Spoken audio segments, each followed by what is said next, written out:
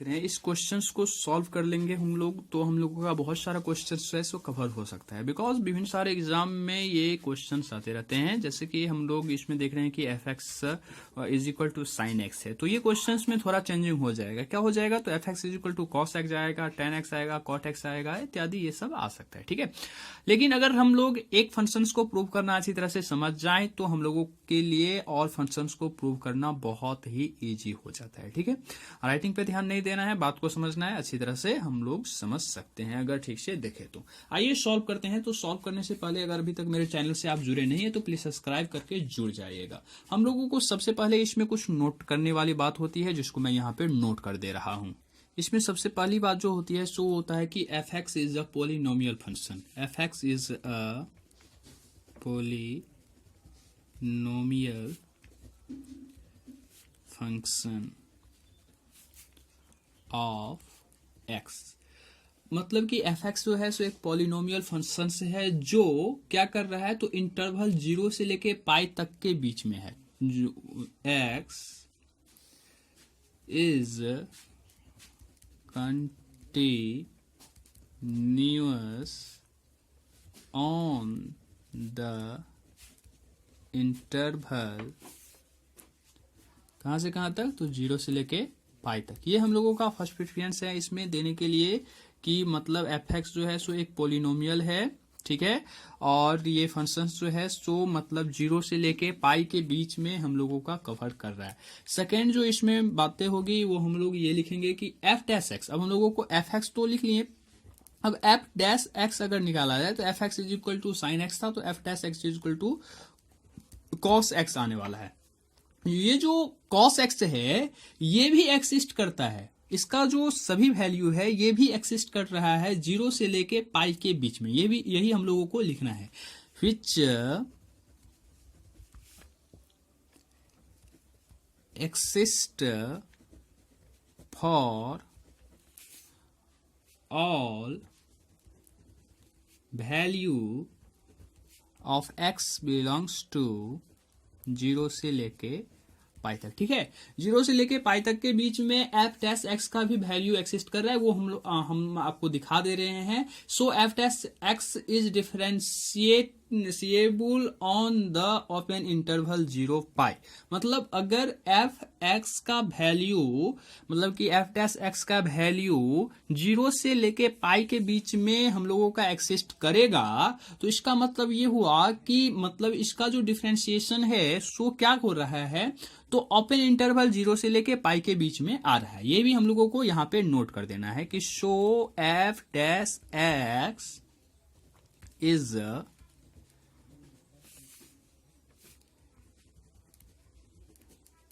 Differentiate on the open interval 0 और पाई। ठीक है, 0 और पाई के बीच में ये क्या कर रहा है, तो एक्सिस्ट कर रहा है। ठीक है, अब हम लोगों को मतलब इसका मतलब ये हुआ कि अब देखिए तो cos 0 अगर वैल्यू निकाला जाए तो 1 आने वाला है। ठीक, और cos पाई भी निकाला जाए तो 1 आने वाला है। ठीक है, तो हम लोगों ने यहाँ पे देख लिया कि ये 0 से पाई के बीच में एक्सिस्ट कर रहा है। अब हम लोगों का तीसरा जो है सो लिखना है ये कि तीसरे मुद्दे में हम लोगों को ये निकालना है कि एफ 0 इज इक्वल टू क्या होने वाला है। ये देखिए, तो साइन 0 इज इक्वल टू 0 होगा और एफ पाई मतलब कि sine pi is equal to में 0 आने वाला है। मतलब ये हुआ कि ये F 0 is equal to F pi हम लोगों को मिल रहा है वैल्यू। ठीक है, तो जब हम लोगों ने इसमें 3 ठो ये बातें को प्रूव कर दिया कि एफ एक्स जो पोलिनोमियल है, एफ डैश एक्स का वैल्यू जो है सो 0 से लेके पाई के बीच में एक्सिस्ट कर रहा है, और एफ 0 इज मतलब कि F 0 is equal to F pi, मतलब कि इस दोनों का वैल्यू जो है मतलब कि ये जो 0 से लेके पाई के बीच में दिया हुआ है एक्स का वैल्यू, ये एक्स का वैल्यू जो है सो एफ डैश मतलब एक्स के इज इक्वल टू में है। तो हम लोगों का ये थ्योरम जो है सो रॉल्स थ्योरम सेटिस्फाई हो जाता है। क्या होता है, तो रॉल्स थ्योरम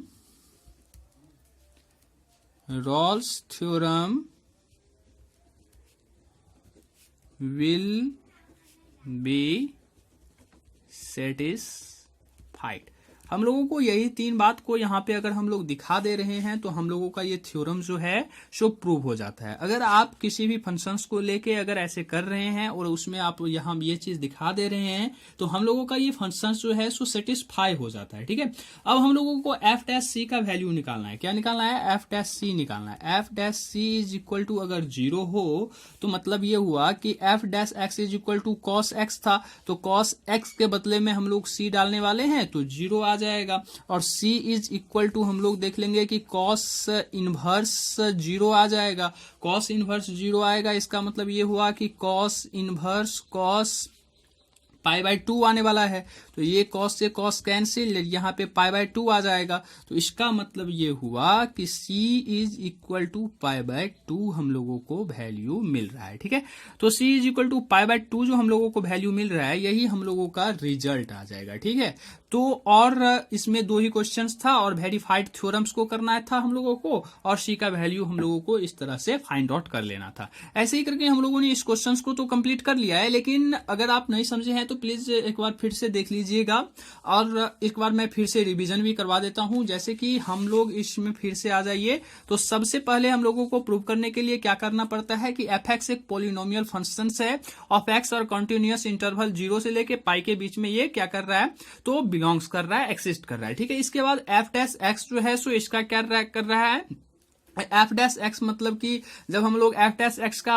वैल्यू निकाल लेते हैं वो भी एक्सिस्ट करेगा, मतलब कि एक्स मतलब कि जो इंटरवल दिया हुआ है उसके बीच में। ठीक है, और एफ एक्स डैश जो है सो डिफरेंशिएट होता है हम लोगों का ओपन इंटरवल 0 से लेके पाई तक के बीच में, जैसे कि हम लोग इक्वेलिटी को यहाँ पे देख रहे हैं। ठीक है, और इसके बाद हम लोगों को निकालना होता है 2 चीज, मतलब कि वो जो इंटरवल में दिया हुआ है उसका वैल्यू, और अगर वो दोनों इक्वल्स रिजल्ट दे रहा है तो हम लोगों का रॉस थ्योरम जो है सो प्रूव हो जाता है। यही 3 बातों को हम लोग जब प्रूव कर देते हैं तो हम लोगों को क्या होता है, तो रॉल्स थ्योरम प्रूव हो जाता है। जैसे कि अगर मान लीजिए कि यहाँ पे हम लोगों को 0 मतलब कि एफ 0 इज इक्वल टू ये 0 आया है, और F pi is equal to अगर दूसरा वैल्यू आ जाता, मान लीजिए 1 आ जाता, 2 आ जाता, 3 आ जाता, तो F 0 is equal to not F pi होता तो ये थ्योरम्स प्रूव नहीं होता। इस बात को ध्यान में रखिएगा, अगर यहीं पे ये हो जाता, दोनों इक्वल में नहीं आता, तो यहां भी प्रूव नहीं होता। तो इसीलिए इस बात को ध्यान में रखिएगा। ये तीनों क्रिया के बाद हम लोग कह सकते हैं कि रॉस थ्योरम को सेटिस्फाई कर रहा है। इसके बाद सी का वैल्यू एफ डैश सी से हम लोग